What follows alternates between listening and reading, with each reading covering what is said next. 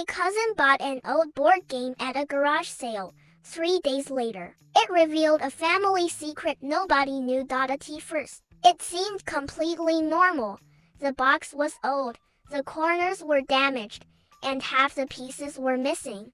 But it only cost $2, so my cousin bought it anyway. That night, our family gathered to try it.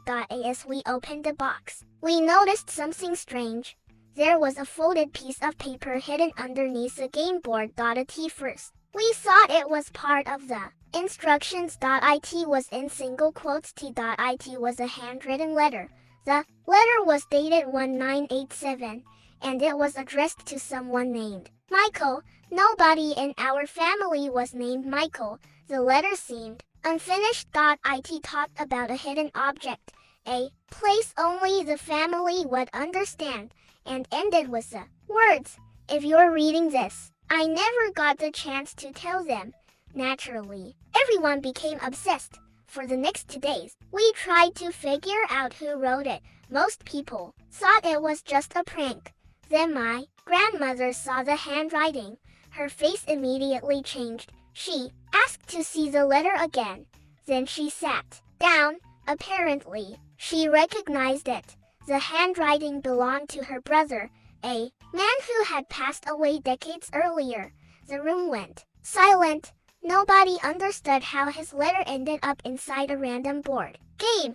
Then my grandmother noticed something else. One sentence mentioned an old cabin that had belonged to the family, a cabin nobody had visited in years. The next weekend, curiosity got the better of us. We drove there.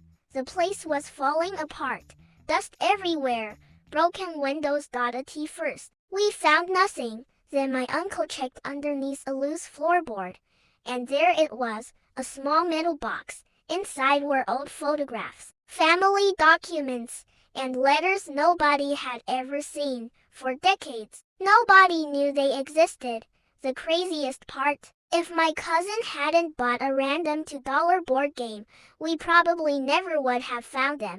And if you enjoy stories like this, subscribe, because some family mysteries are even stranger than this one.